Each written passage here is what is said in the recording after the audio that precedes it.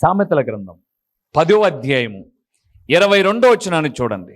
సామెతల గ్రంథం, ఇక్కడికి మళ్ళీ వద్దాం, యెషయా దగ్గర చేయబెట్టండి. 10వ అధ్యాయం 22వ వచనం చూడండి. సామెతల గ్రంథం 10:22.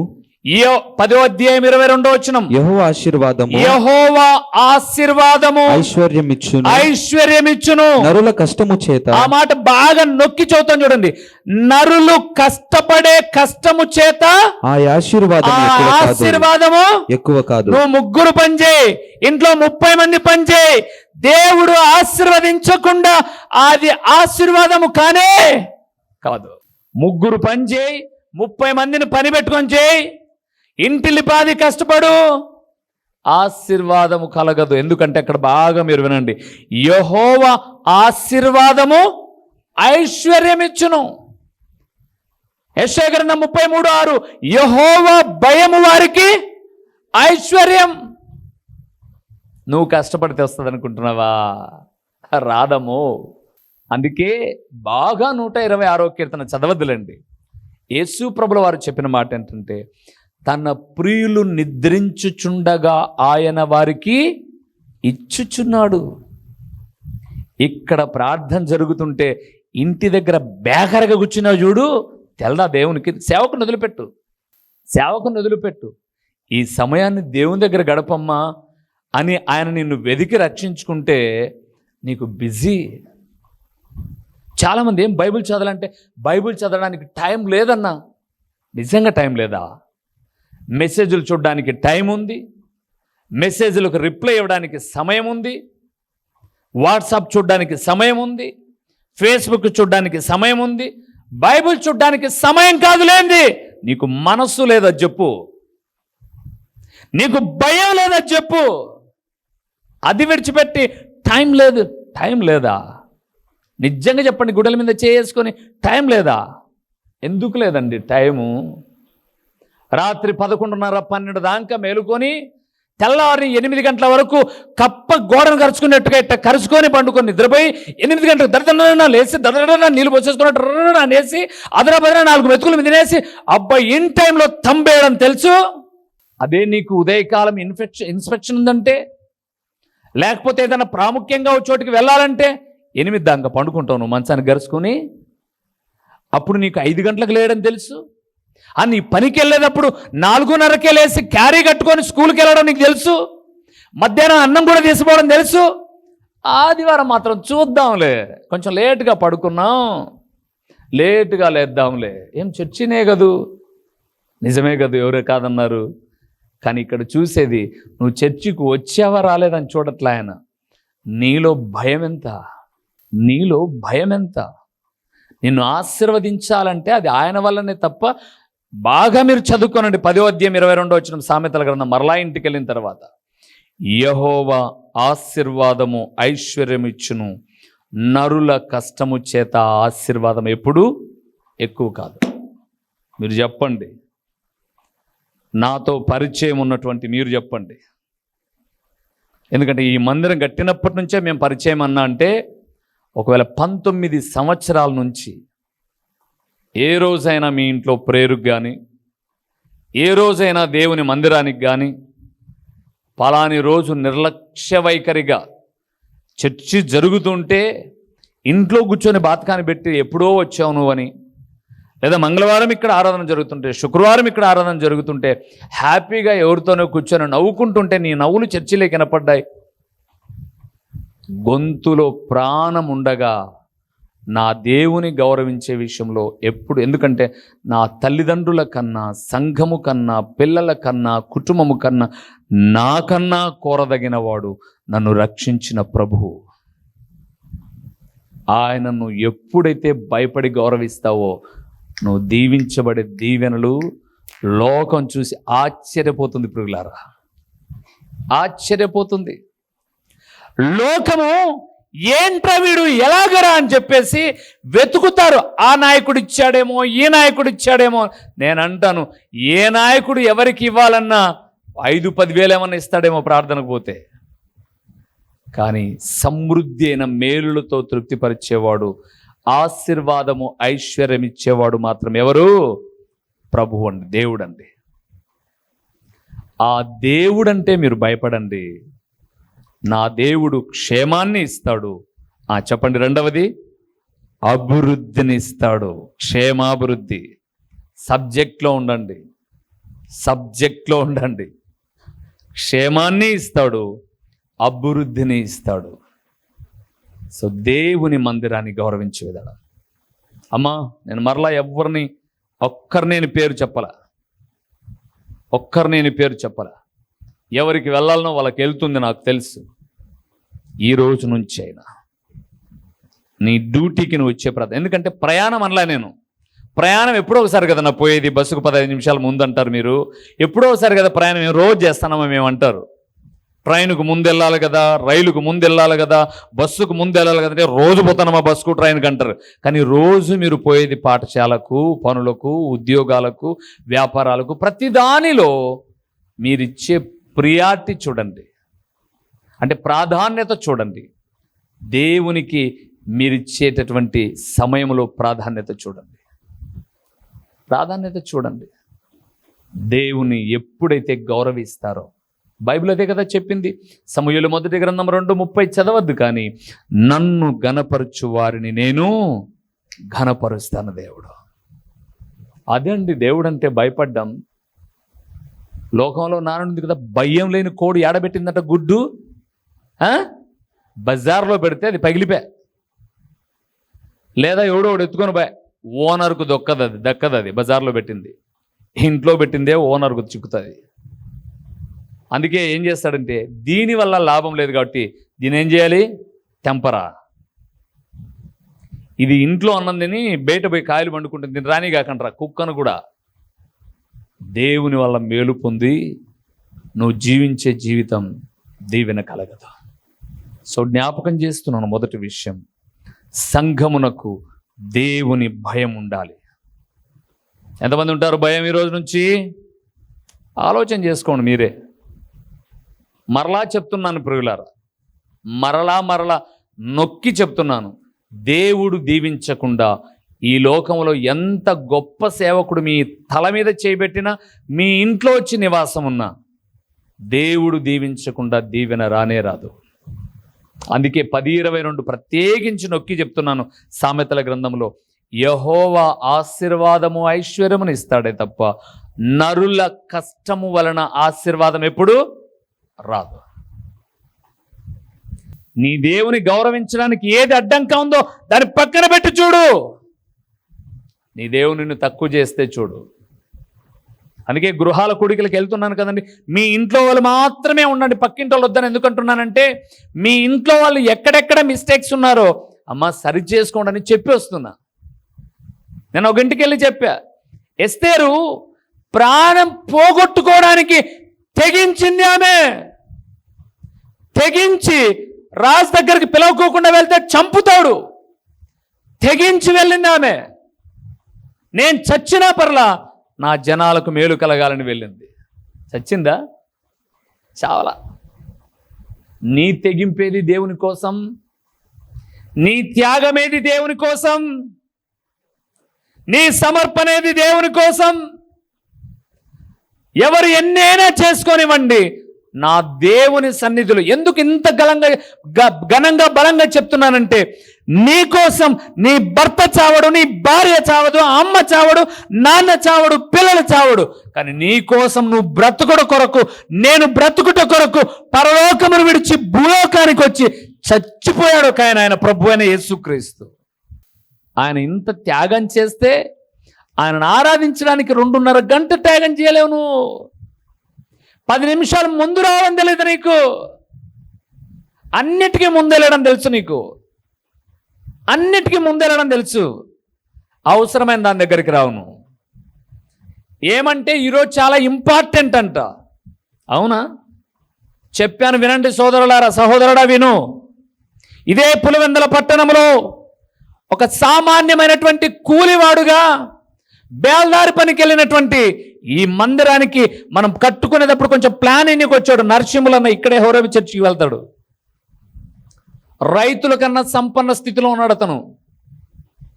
ఆ అన్న ఇక్కడికి వచ్చాడు కదా మన దగ్గరికి, అడిగి చూడండి ఎప్పుడైనా మీకు కనపడతాడు. ఒక బేల్దారి పనికి వెళ్ళేవాడు బేల్దారి అయ్యాడు, మేస్త్రి అయ్యాడు, ఒక బిల్డర్ అయ్యాడు. పులివెందల్లో ఒక సంపన్నమైన స్థితిలో ఉన్నాడు. ఒక రైతు అంటే ఒక సావుకారు లేనంత సంపన్నమైన స్థితిలో ఉన్నాడు. అయ్యా, ఏంటి మీ యొక్క అభివృద్ధికి కారణం అడిగితే, నా దగ్గర 30 మంది నుంచి 300 మంది పనిచేసిన రోజులు ఉన్నాయన్నా. 10 చోట్ల 10 మంది, 30 మంది, 300 మంది పనిచేసిన నా దేవుని మందిరానికి ఎప్పుడు వెళ్ళేవాడిని నేను? చెప్పాను మీకు ఇది వరకు. ఎన్ని నిమిషాల ముందు వెళ్ళేవాడు? 20 నుంచి అర్ధ గంట ముందు వెళ్తాడు. ఫోన్ కూడా ఇంకా సైలెంట్ అంతే. ఆదివారం పూట మీరు ఫోన్ చేయండి, ఎప్పుడైనా నెంబర్ ఇస్తా మీకు, నరసింహులు అనేది ఉంది. అలాగే పాత బస్ స్టాండ్ రూట్లో ఒక పెద్ద లాడ్జ్ కట్టారు. యేసుక్రీస్తు ప్రభు అని ఇంతింతలా అక్షరాలతో పెట్టాడు. ఒక అన్యుడండి. తన తోడబుట్టిన అన్నదమ్ములు ఈ రోజు కూడా చిన్న చిన్న వ్యాపారాలు చేసుకుంటున్నాడు సంపన్నమైన స్థితిలో. కారణం ఏంటో తెలుసా? కరాఖండితంగా చెప్తాడు, ఈరోజు నేను ప్రార్థనకి వెళ్ళాలి, నేను రాను. నాకు ప్రామాణికం ఎవరు? నా దేవుడు. ఆ భక్తి అందరికీ ఉంటుందబ్బా. పనులంటే పని తీసుకునేది ఎప్పుడే చెప్తా, ఆదివారం ఇయ్యను నేను, ఆదివారం రాను నేను. అట్లా ఈరోజు ఏదైతే చెప్తున్నానో లాస్ట్ వరకు అదే ఉంటుంది. ఆదివారం మేము మా ప్రభును కనపరచాలి. పని వాళ్ళు వచ్చి చేస్తే చేపించుకో, నేనుగా రాను. ఆరాధన తదనంతరం వస్తా. ఆరాధన అయిపోయి సంఘంలో అందరితో మాట్లాడి, మధ్యాహ్నం 1 గంటకు వాళ్ళకు భోజనాలు ఉంటాయి, భోజనాలు తిని తర్వాత వెళ్తాడట. చెప్పాడు, అన్నా నేను ఈరోజు దీవించబడ్డానంటే ఒకటే చెప్తానన్నా, నా దేవుని నేను ఎప్పుడు వెనక చేయలే. నా దేవునికి ఎప్పుడు మొదటి ప్రాధాన్యత ఇచ్చాను. నా పిల్లలకు కూడా అదే చెప్తానన్నా. నేను ఒక్కడే కొడుకు. నేను వాళ్ళ ఇంటికి వెళ్ళినప్పుడు అల్లా అనుకుంటాను, ఈ వీధంతా పెద్ద పెద్ద రెడ్లండి వాళ్ళు. అలాంటి చోట ఒక సంపన్నమైన స్థితిలో నిలబెట్టింది వాళ్ళమ్మ నాయన సంపాదించిన ఆస్తి కాదు, తన స్వయంకృత కష్టార్జితం కూడా కాదు అని చెప్తాడు. నా దేవుడన్నా, నేను నమ్ముకున్న దేవుడన్నా, ఆయన నేను గౌరవించానన్నా. ఈరోజు కాదు, చచ్చేంత వరకు గౌరవిస్తాను. రెండో విషయానికి వద్దాం. ఇది ఈరోజుతో తెగదు, అలాగని అయిపోయింది అనుకోమాకండి. సంఘము అనే మాట మీద తర్వాత కూడా మాట్లాడతాను నేను. అపోస్తుల కార్యం రెండవది చూద్దాం. అపోస్తుల కార్యములు 12వ అధ్యాయము 5-6 వచనాలు చూద్దాం. అపోస్తుల కార్యములు 12వ అధ్యాయము. సంఘము అనే మాట లేకుండా నేను చదవని ప్రియులారా. 5వ అధ్యాయము. పేతురు చెరసాలలో ఉంచబడెను. సంఘమైతే అతని కొరకు అత్యాసక్తితో దేవునికి ప్రార్థన చేయుచు. సంఘము క్షేమాభివృద్ధి నొందాలంటే దేవునికి భయపడాలి. రెండవది, సంఘములో అత్యాసక్తితో కూడిన ప్రార్థన చేయాలి. ప్రార్థన ఉండాలి. ఏం చేయాలి? నేను అడుగుతాను ఇప్పుడు. ఈ మందిరానికి నువ్వు రాబట్టి 5 ఏళ్ళైందో 10 ఏళ్ళైందో నాకు తెలియదు. అంతకన్నా ఎక్కువైనా సంతోషం. దేవుడు మిమ్మల్ని దీవించాలని కోరుకుంటాను.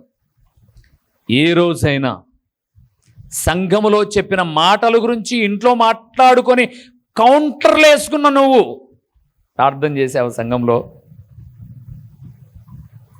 ఇప్పుడు నేనుంటే భయం అందాంలేండి.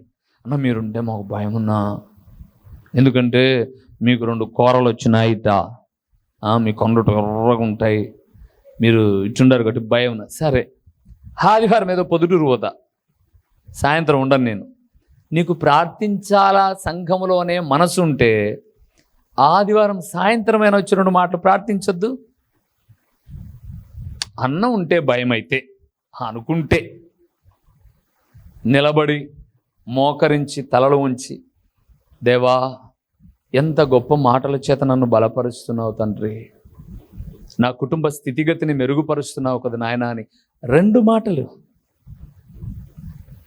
మాట్లాడలే. రాకపోతే మాటలు రావులే. ఈమెకు మన చర్చిలో ఒక ఆమె సహోదరి పాపం జయమ్మ కాలనీలో ఉంది, ఆమెకు మాటలు రావు.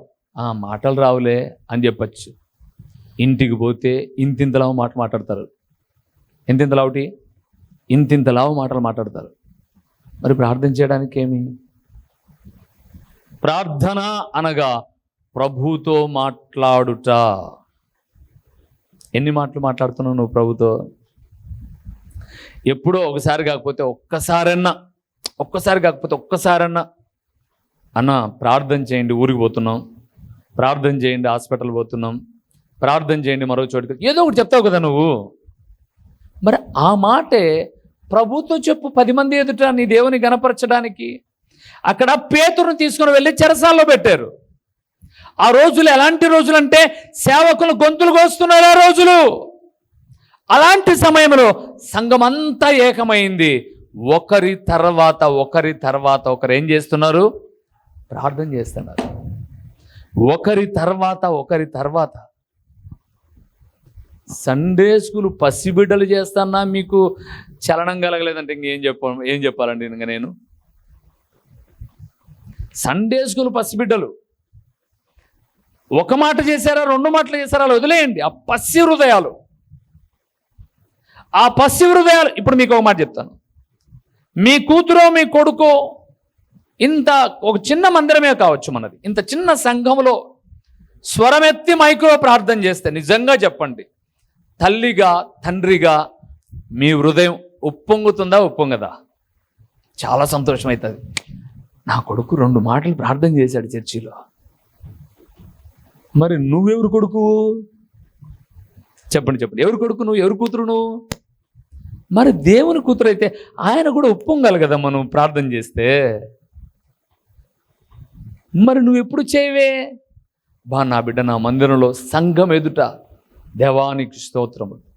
కొంతమంది ప్రార్థనలు నేను లేనప్పుడు కౌంటింగ్లు వేస్తారు ప్రార్థనలు. ప్రభువా నీకు తెలుసు ప్రభువా, అది కాదు ప్రార్థన. పనికిమాలి ప్రార్థనలు చేయగాక.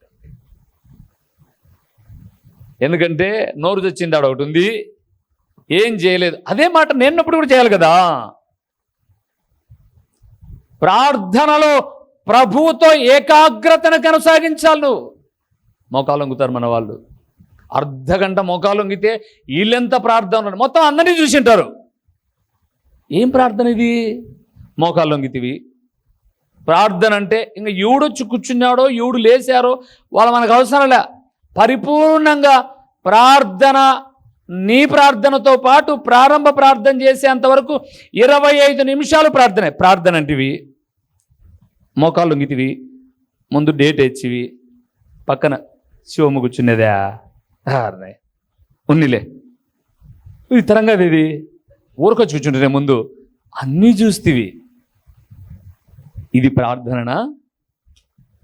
మీరు చెప్పండి, ఇది ప్రార్థన అంటారేమో, నటన అంటారు దీన్ని. ప్రార్థన చేసే వాళ్ళు పక్కన చూడటం ఏంది? కూర్చో, ప్రశాంతంగా కూర్చో, సబ్జెక్ట్ రాసుకో, తేదీ రాసుకో, ఈరోజు వాక్యం చెప్పి అన్న పేరు రాసుకో, అన్నీ రాసుకో. పక్కన ఎవరు కూర్చుంటారో చూసుకొని ఓ పర్లేదులే అప్పుడు చేసుకో ప్రార్థన. 5 నిమిషాలకు ఒకసారి కళ్ళు తెలవడం, ప్రార్థన చేసేప్పుడు నా ప్రార్థన అందరూ వింటున్నారా నవ్వుతున్నారా కళ్ళు తెరిచి చూడడం. ఎవరిని మభ్యపెడతావు నువ్వు? ఎవరిని మభ్యపెడతావు నువ్వు? చూడ్డా దేవుడు? తెలియదా ఆయనకు? ఆయనకు తెలియనటువంటి స్పష్టం ఏదైనా ఉన్నదా? అన్నీ తెలుసు ఆయనకు. ఈ అక్క ఎవరు మార్కులకో ప్రయాసపడుతుంది, ఇచ్చేయండి రా మార్కులు. అమ్మ అదేదో జబర్దస్త్లోనే ఎక్కడో నీకు 9 మార్క్స్, నువ్వు బాగా యాక్టింగ్ చేసావు అని ఇచ్చినట్టు ఇవ్వాలా నీకు? ఒక్కసారి కళ్ళు మూసి ప్రార్థన చేస్తున్నామంటే మన పక్కన ఒక విషసర్పం వచ్చి నిలబడినా కూడా చచ్చిపోతే చచ్చిపోతాం అంతే. ఇంకా దాన్ని చూడం. ఇంకా అది ప్రార్థన. ఆ ప్రార్థనను విడిచిపెట్టేసి ఏం చేస్తున్నాం మనం? వద్దు ప్రియులారా. అందుకే పౌలు అన్నాడు, నేను తెలియక చేసి తిని కనుక ఏమైతేని కనికరించబడితేని, క్షమించబడితేని కాదు, కనికరించబడితేని. క్షమ కన్నా గొప్పది. ఇంకా చేయను ప్రభువా, వద్దండి. ప్రశాంతంగా ఒక 2 నిమిషాలు చేసి మనస్ఫూర్తిగా కూర్చోండి, బైబిల్ చదువుకోండి, ప్రార్థనలో అందరితో పాటు ఏకీభవించండి. సంతోషం, ప్రభు చూస్తాడు అంతే. అందుకే దేవుని వాక్యం సెలవిస్తున్నటువంటి మాటను మనం చూస్తున్నప్పుడు సద్దూకైలు పరిసయ్యులు అనబడేటటువంటి వారు వేషధారణను కనపరిచారు. వద్దు, అది అవసరంలే మనకు. ప్రార్థనలో పరిపూర్ణంగా ప్రభువుకు మనకు మాత్రమే కనుక ఆయనతో మాట్లాడేటప్పుడు పరిపూర్ణంగా మేలులు కొనియాడుతూ, అందుకే సంఘములో ఏముండాలి? అత్యాసక్తితో కూడిన ప్రార్థన ఉండాలి. మూడోది ఒక మాట చెప్పానా, చదివి తర్వాత వివరిస్తాను. అపోస్తుల కార్యములు 2వ అధ్యాయము 47వ వచనం. 2వ అధ్యాయము 47 చదువుకుందాం. 46 నుంచి చదుదామా? 46 నుంచి చదుదాం. మరియు వారేక మనస్కులై ప్రతిదినము దేవాలయములో తప్పక కూడుకొనుచు ఇంటింట రొట్టె విరుచుచు దేవుని స్తుతించుచు ప్రజలందరి వలన దయ పొందిన వారై ఆనందముతోను నిష్కపటమైన హృదయముతోను ఆహారము పుచ్చుకొనుచుండురి. మరియు ప్రభువు రక్షణ పొందుచున్న వారిని అనుదినము వారితో ఏం చేశారు? చేర్చుచుండిరి. చాలు. మూడవది, రక్షణ పొందిన వారిని చేర్చుకొని ఆదరించాలి. ఏమో బాప్టిజం పొందేటప్పుడు దుప్పటి కప్పడం కాదమ్మా రక్షణ చేర్చుకోవడం అంటే. ఎవరెవరైతే రక్షించబడ్డారో, ఎవరెవరైతే సంఘానికి వచ్చారో వారిని చేర్చుకొని ఆదరించాలి సంఘం. ఎక్కడి నుంచి వచ్చావు? ఏం చేస్తున్నావు? రక్షించబడ్డావా? రక్షించబడకపోతే రక్షించబడు అని చెప్పి వారిని సంఘములో ఒకరితో ఒకరు ఆదరించి చేర్చుకోవాలి. ఈ 2వ అధ్యాయం 37 నుంచి సంఘ స్థాపన జరిగిన తర్వాత 42వ వచనంలో వారు అపోస్తుల బోధ ఎందును సహవాసమందును రొట్టె విరుచుటెందును ప్రార్థన చేయుటెందును ఎడతెగకుండ్రి. ఎక్కడా? సంఘంలో. ఇప్పుడు వీరందరూ ఒక చోట కూడుకున్నారు, చిరాస్తులను అమ్మారు, అక్కర్ల కొలది పంచారు. దేవాలయము 46లో రాయబడింది, దేవాలయములో తప్పక కూడుకొనొచ్చు రక్షించబడిన వారిని చేర్చుచు ఆదరిస్తూ ఉన్నారు. ఇది సంఘము చేయాల్సిన పని. ఇంకా చాలా విషయాలు ఉన్నాయి, తర్వాత విషయం కూడా మీకు చెప్తాను. ఇప్పటికి విన్న ఈ మాటలు నీ మనస్సులో పదిలపరుచుకొని దయచేసి భిన్నంగా ఉంటే దేవునిలోనికి రా. నేను మరలా చెప్పగలనండి, నాతో పాటు ఉన్న సేవకులు మీకు తెలుసు, చాలామంది ఈ చుట్టుపక్కల ప్రాంతాల్లో కలిసి చేసిన వారు, వారికి నాకు తేడా ఏంటో తెలుసా? కట్టడం కాదు, పని కాదు, భయం.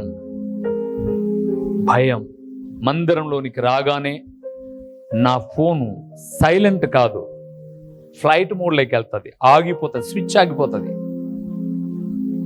అయిపోయినాకనే ఆన్ అవుతుంది.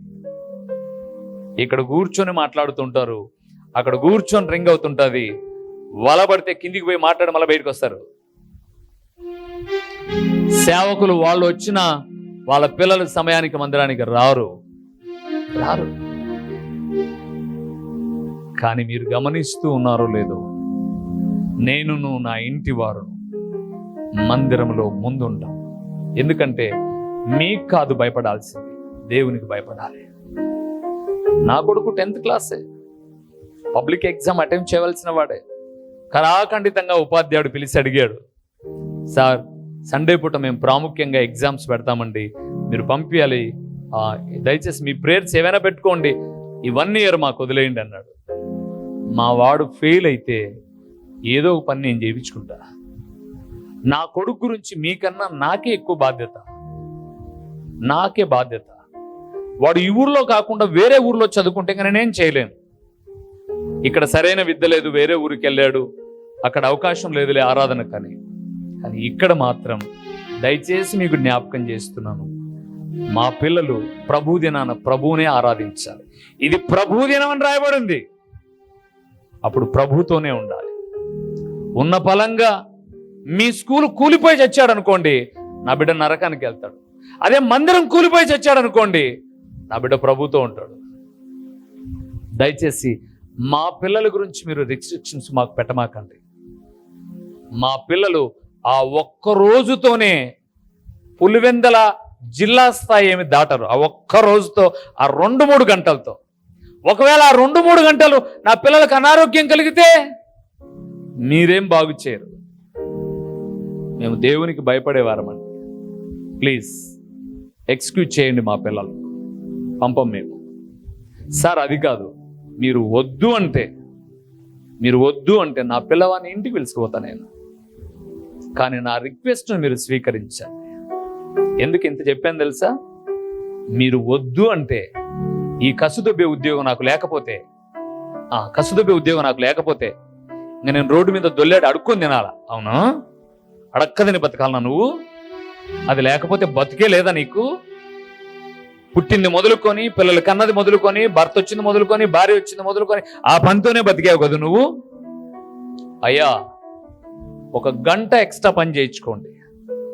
చేస్తానండి, శరీరం ఉంది. ఆదివారం నా దేవుణ్ణి ఆరాధించాలి నేను. ఒకవేళ ఆ రోజు నీకు అనారోగ్యం వస్తే కాదు గుర్తు వెళ్తావా? నీ దేవునికి నువ్వు భయపడ్డావు అనుకోండి, నీ స్థితి కొంచెమే కావచ్చు, వృద్ధిలోనికి తీసుకెళ్తావు. లేదా నీ యథార్థమైన స్థితిని బట్టి, నువ్వు నేర్పించిన క్రమం, నీ పిల్లలు నేర్చుకున్న దాన్ని బట్టి నువ్వు కష్టపడ్డా, నీ కళ్ళు చూస్తూ ఉండగానే నీ పిల్లలను అలాగ ఉన్నతంగా తీసుకుని వెళ్ళి కూర్చోబెడతాడు ఆయన. కానీ నీకు లేదు, నీ బిడ్డలకు లేదు. అంత యాక్టింగ్ చేస్తూ ఉంటే, యాక్టింగ్ చేసిన వాడు ఎప్పుడైనా నవ్వుల పాలే. లేచి నిలబడదామా? భయాన్ని కలిగి ఉందాం, నువ్వు ప్రార్థన చేసుకుందాం. నీతి స్వరూపుడవైన మా ప్రియమైన పరలోకపు తండ్రి, మీ ఘనమైన నామమునకు స్తోత్రములు చెల్లిస్తూ ఉన్నాము నాయనా. అలనాడు సంఘానికి దైవ భయం ఉన్నింది ప్రభువా. ఈరోజు భయాన్ని కోల్పోయారు, ప్రార్థనా జీవితాన్ని కోల్పోతున్నారు, భౌతికమైన ఆలోచనలు ఎక్కువైపోతున్నాయి.